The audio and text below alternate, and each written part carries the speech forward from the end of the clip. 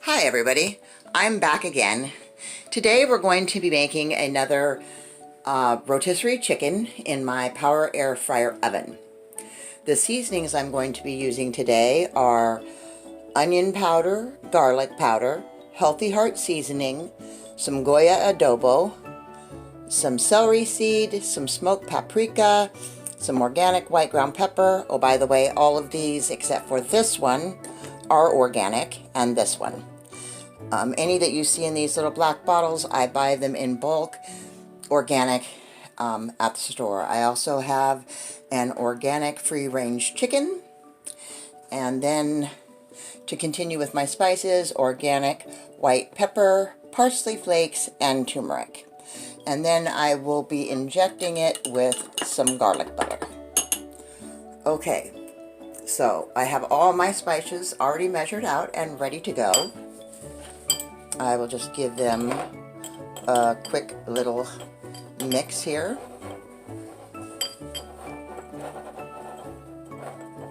Okay, anyways, I have them, they're there, and they're ready to go. I am going to go off camera and I'm going to give this chicken a good thorough washing and a pat down with some paper towels, and I will be back. Ready? I'm back. I've got my chicken thoroughly cleaned inside and out and patted dry with a paper towel. One thing I did forget to tell you is that for doing this recipe you are going to need some food quality twine. I found this at Fred Meyer's. Back east, I know Fred Meyer's is known as the Kroger brand. So you're going to need some food quality twine to tie your bird up with. And you really want to make sure it's food quality, because other ropes or twines sometimes have been treated with something that would not be healthy to eat. So you want to make sure that you've got good food quality twine. And you want to tie this up good and tight. And this part is always the hardest for me. I struggle with this part. So I never usually tied up my birds when I did them on the rotisserie outside on the big grill. There was plenty of room. I didn't have to worry about anything touching or dragging, so there was really no reason to have to tie it this thoroughly. I did tie in the wings and whatnot, but it just didn't have to be done this tight. So now I'm going to go ahead and tuck all this fat into the bird. And I'm going to take this second twine and I'm going to put it under the body of the bird. And I'm going to come up and around the thighs. I want to be a little bit higher up on the body. Come up and around these thighs.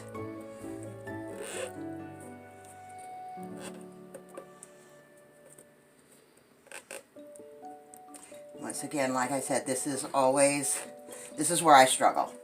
It's a little bit difficult to do one person.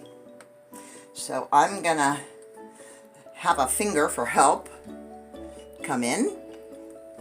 These fingers too have been thoroughly washed and cleaned, because I make sure that we wash our hands thoroughly before we start cooking at all.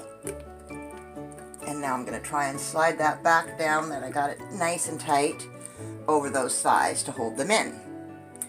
Okay, those extra strings, don't worry about those right now. We will trim those off when the time comes. Now I'm going to turn around to the front of the bird, and I want to take this and wrap it around that wing so that I be sure that these wings get it's not going right, get tied up nice and tight to the body of the bird so that nothing drags. I'm gonna have to come around this one more time. This is, for me, this is the most time consuming and the most difficult part, is getting the bird tied. around and wrap this one. Come underneath that string right next to the body so it'll stay on that wingtip.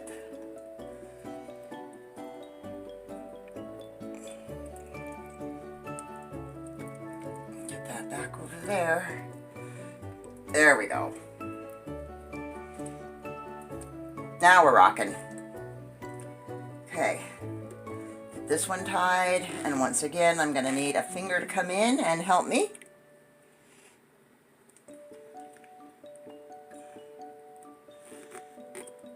Okay, and we are ready to rock and roll. Okay, I am simply going to, excuse me while I reach across, snip off. Oh, my meat shears aren't working out. I'm going to snip off these strings.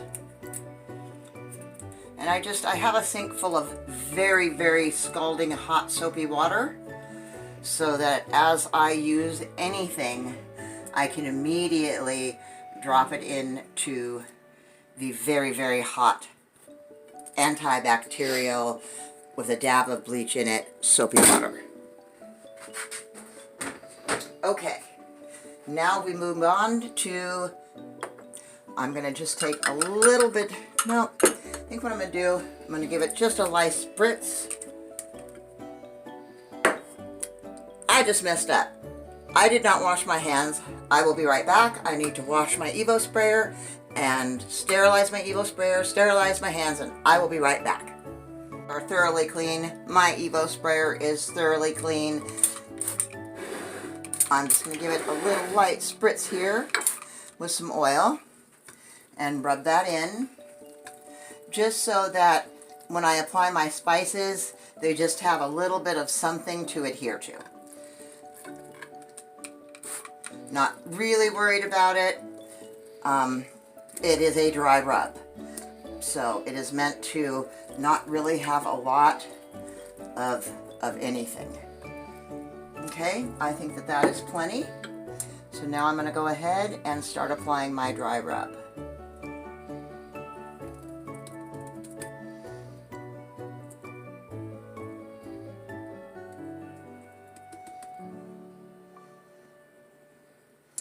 And for some reason, I don't know why, I buy organic onion powder, and maybe somebody out there can help me out with this. For some reason, my onion powder turns to stone. I've tried crackers like you do with salt and sugar. I've tried putting crackers in it to no avail. It still turns rock hard. So I'm really not sure what the answer is to this part. Unless I just go buy it already packaged up by another company and perhaps not organic. Okay, I'm going to flip this bad boy over now. Make sure I get some dry rub on the back and the sides. Not quite as worried about the very, very back portion. There's not a lot of meat there. But I do want to get a good amount onto my wings and my thighs.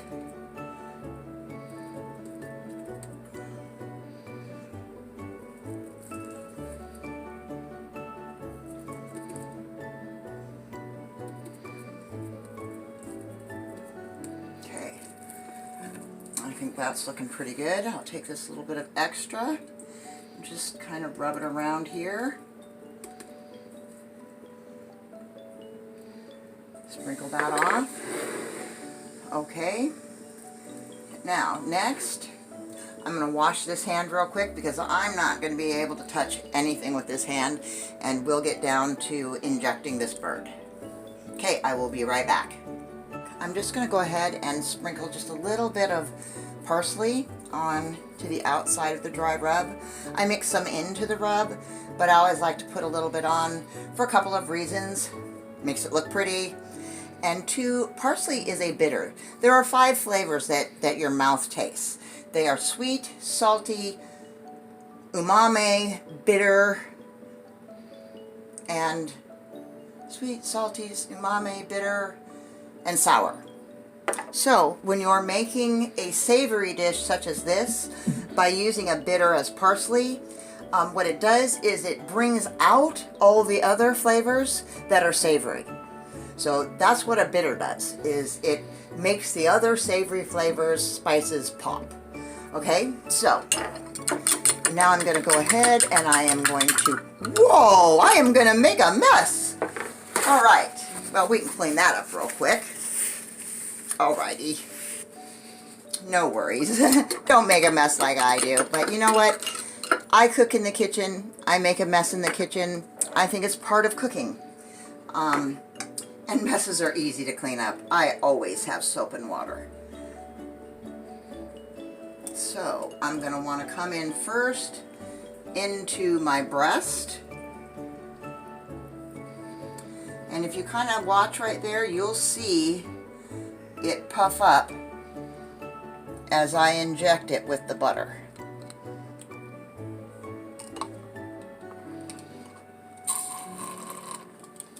Okay, now I'm going to come into the other side of the breast right here, and I can get all the way down into this part because that injector needle is very long.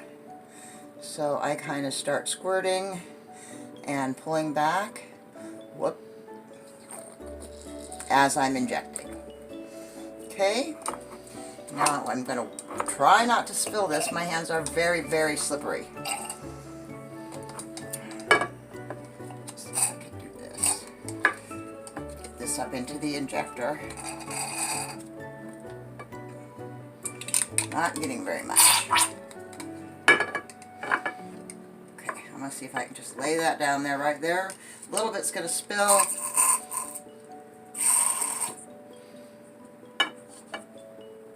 And that's good enough. Okay, I'm just going to set that right there.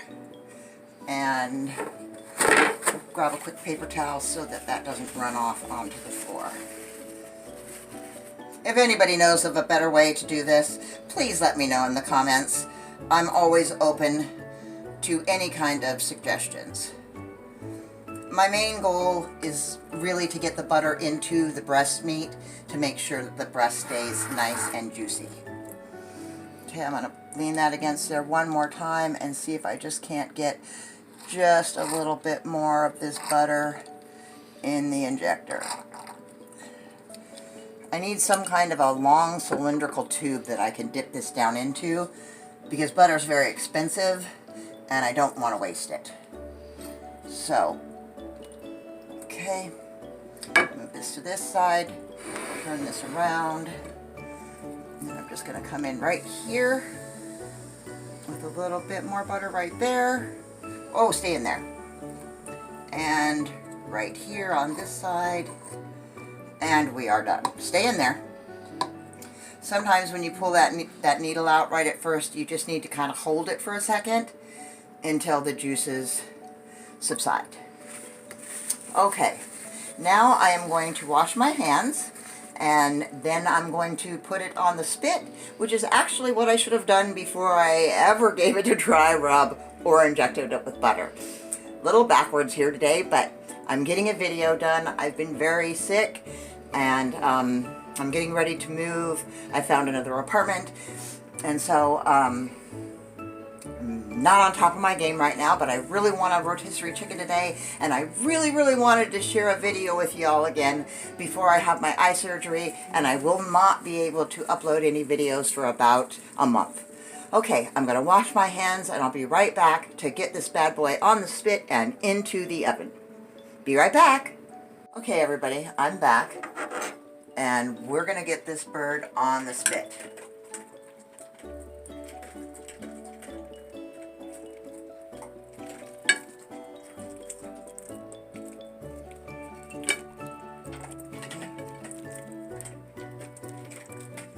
I want to get it as high up into the breast as I can.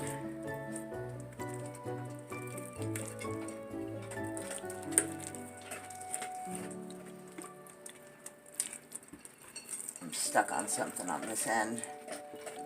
There we go. Okay.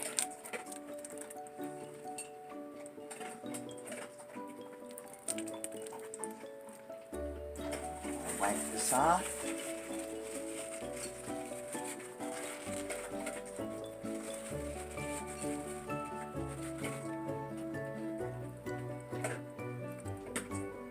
Get that much out of my way. Just try to get that little spot where the screw goes in.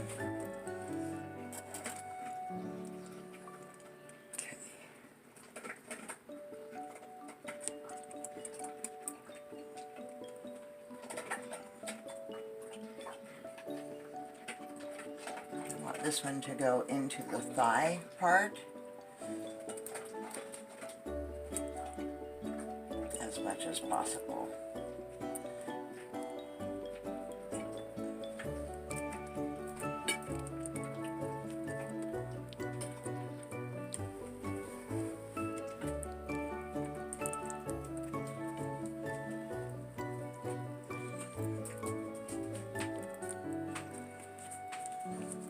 Come on, go on there.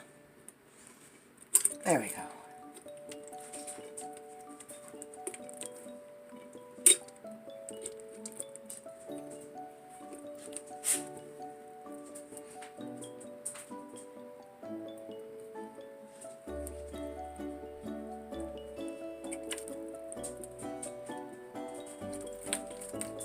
Still very heavy. Take that out one more time and see if I can just get it raised up, oops, a little bit higher.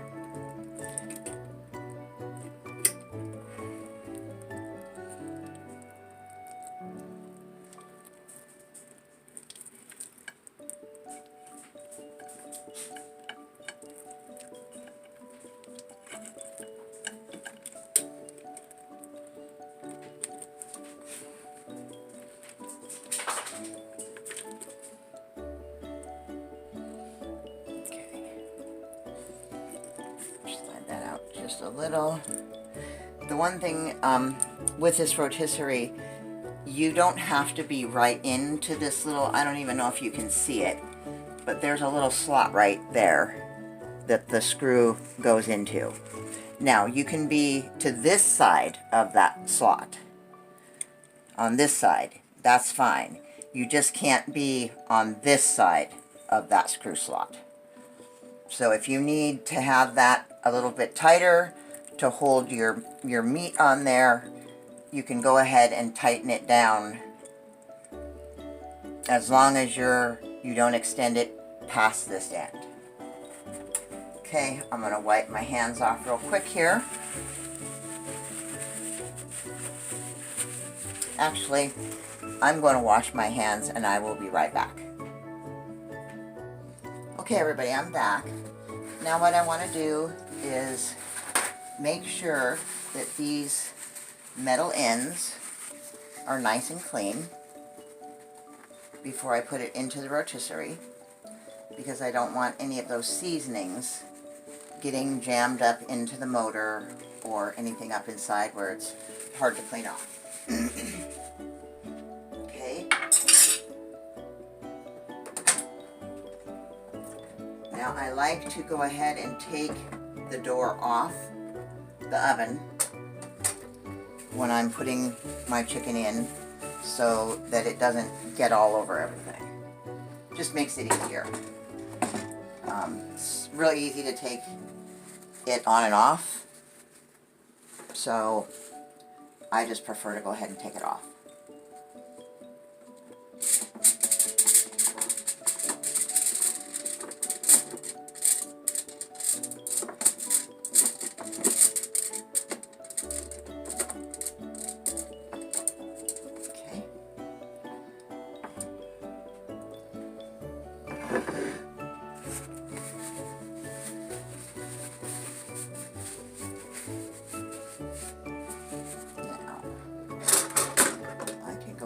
And use the parts of my hand that did not touch the chicken.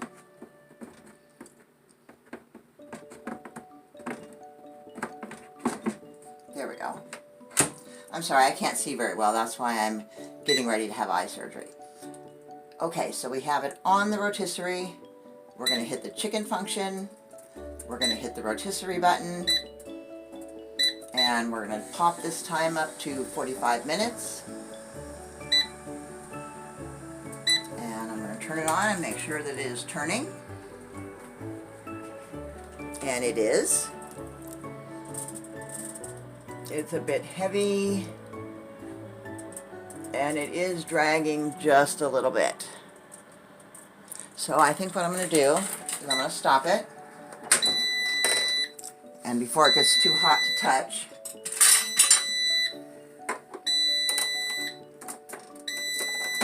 I'm going to go ahead and I'm going to pull it out. And I'm going to bring this back out a little further to where the screw goes.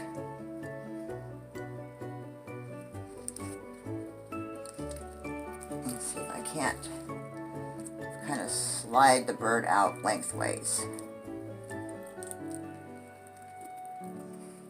Okay. Just want to get the rub off my hands so that I don't get it onto the... Stay behind there, paper towel. Okay. And back in we go.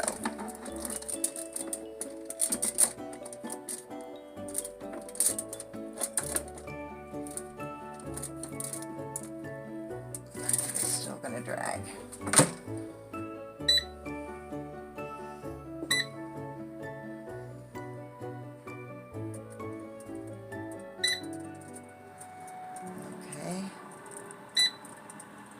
Bump that time up to 45 minutes.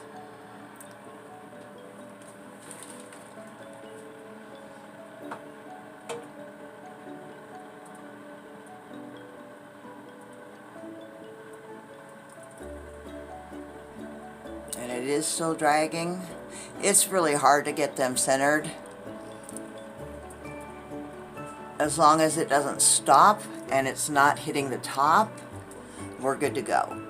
It's really hard to do any chicken that is over 4 pounds, and it's very difficult actually to find a 4-pound chicken. Luckily, I do get mine from the butcher shop, so I generally am able to get one at least close to 4 pounds. So,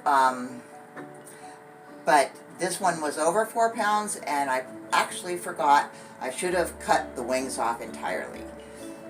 But anyways, it is rotating, it's not stopping, and it's not stopping and turning and, or stopping and then going back and rotating the other way, which can be hard on the rotisserie motor. So I think we are good to go, and we will come back in about 15 minutes and see how we're doing. Okay, oh my gosh, it is going to be so good, guys. I am so excited. There is nothing in the world like good rotisserie chicken, and I'm telling you, once you have a Power Air Fryer Pro rotisserie, because I can't barbecue where I'm at, so the only way for me to do it is inside the house. And once you have this Power Air Fryer Pro, and my dream machine is the Power Air Fryer Elite. I would love to have that unit. At any rate, I still love my Power Air Fryer Pro, and once you have it and you do your rotisserie chicken at home, you'll never really want to buy store-bought rotisserie chicken again, because it's just that good. Alright everybody, we'll be back in just a few minutes to check this out. Okay everybody, I'm back, and I'm just going to take a quick check in here at the chicken. And we're going to get an idea of what it looks like. It's been cooking for about 25 minutes. If I can get that light out of there. Oh, that looks good. That looks really good. It's coming along nicely. Okay. Like I said, I love this Power Air Fryer Pro and the rotisserie feature. Alright. I'll be back. It smells heavenly up in here. Okay, everybody, I'll be back. Hey, everybody, I'm back, and my oven has shut off. So I'm going to pull this door off of here because I've already taken a temperature once of the chicken and it was really, really close. So I'm pretty darn sure it's going to be done now. So I'm going to go ahead and pull it out. Oh, that looks absolutely lovely. Okay, I'm going to bring it over here onto the counter. I don't want to take a chance on flipping that onto the floor. Let's see if I can just get it flipped over here. Whoops, I don't want to flip the whole plate over, just the bird.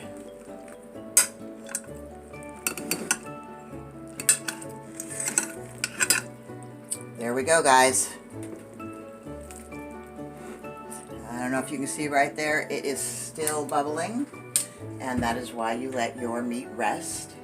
So I'm going to go ahead and let this meat rest for about 15 minutes, 20 minutes, and I will be back to slice it and plate it up. I'll be back. I'm sorry, I forgot to take a temperature. So I'm going to get this deep into the breast here. And we need to be at, my chart for poultry says 170 degrees.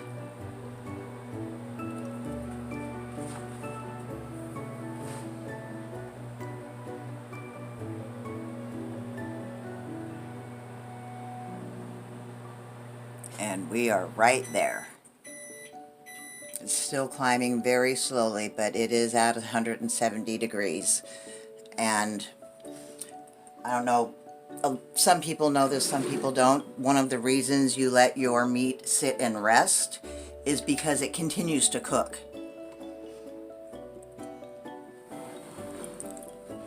I get a reading down there in the thigh, and oh yeah, we're gonna be fine. By the time this rests for 15 minutes, 20 minutes, because, oh my goodness, that's yummy. I just took my fingers and licked what was on the thermometer. Oh my word, that is really good. Okay guys, we're gonna let this sweet, beautiful chicken sit here and rest for about 20 minutes, finish its cooking, let the juices come back into the meat, and then we'll slice it up and we'll taste it. I am so excited. I'm so excited to share this with you guys. And if you like this video, go ahead and smash that thumbs up button. Give me a like. And if you're new here to my channel, subscribe to my channel. Okay, everybody, I'll be right back and we'll slice this up and plate it up. Okay, everybody, we're back. And we're going to take the chicken off of the spit now.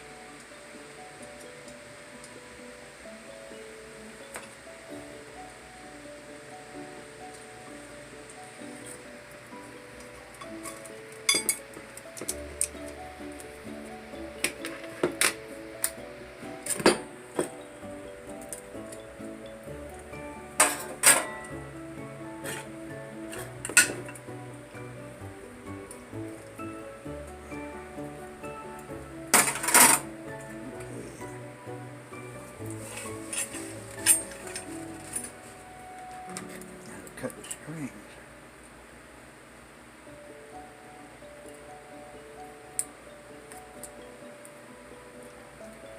Just lay those on the plate. I know it sounds really strange, but I like to chew on the string and get all of the good juices out. So yeah, I'll be chewing on those. So this is our rotisserie chicken that I did in my Power Air Fryer Pro oven. I really like the way the rotisserie feature works.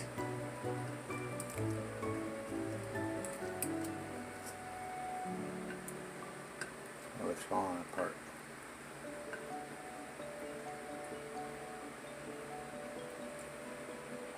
Well, that's okay.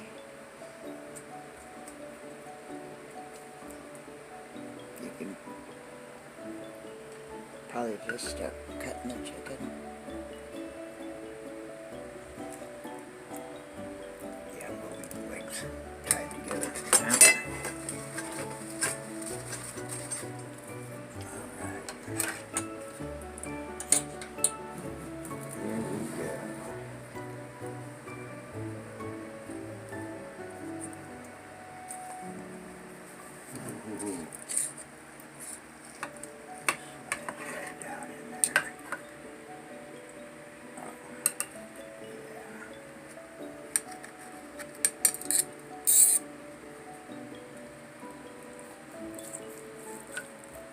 Oh, that just slices like butter. Yep. Really nice. So tender.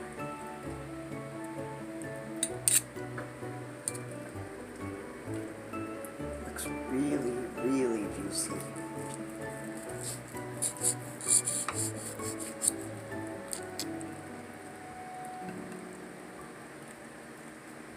Some nice thick slices.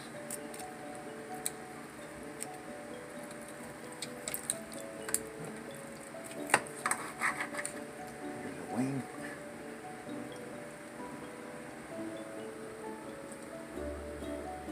Look at that beautiful color. Absolutely gorgeous. Okay, everybody, we're going to finish slicing this up, and I will be right back.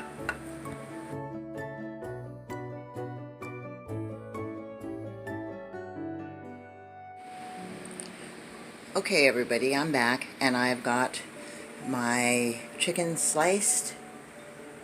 Pretty much got it all off of the bone, and it looks absolutely wonderful. And then I have my meal.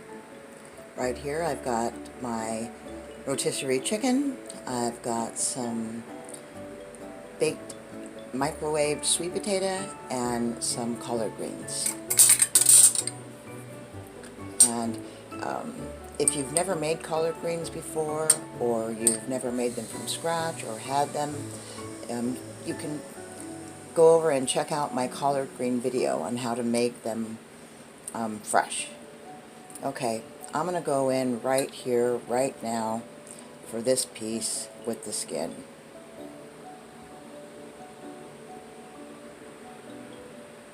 Absolutely gorgeous.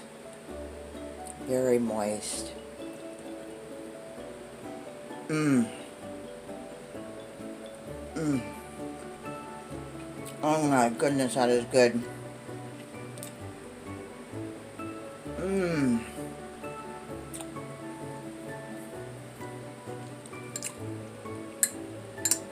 Okay. Mmm.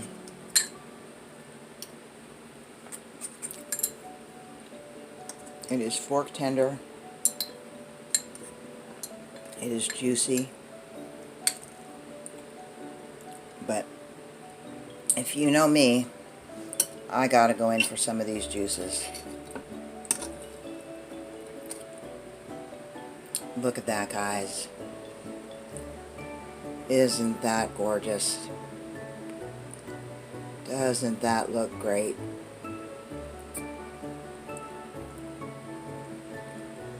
Mmm. Mmm.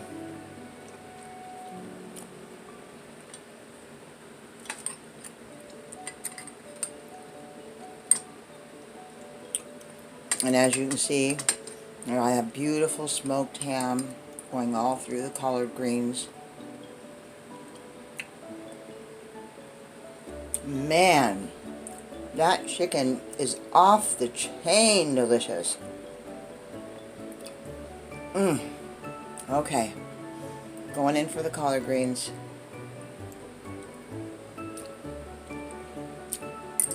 Mmm. Absolutely delicious. Okay.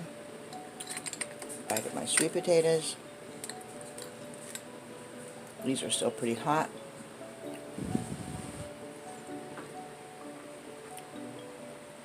I just put them in the microwave. And I buy these little tiny sweet potatoes, so they're perfect for one person.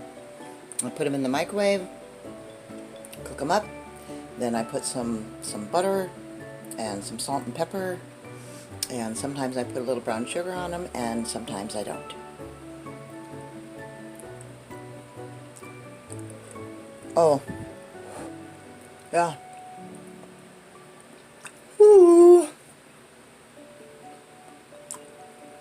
Hot diggity dog. Woo, that's hot.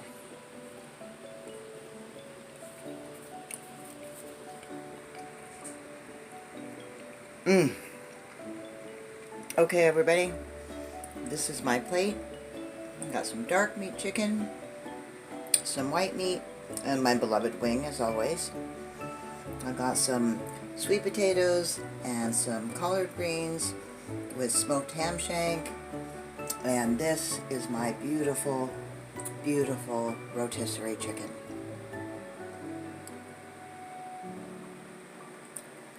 Okay guys, thanks so much for watching. Please give me a thumbs up, subscribe to my channel, and leave me a comment.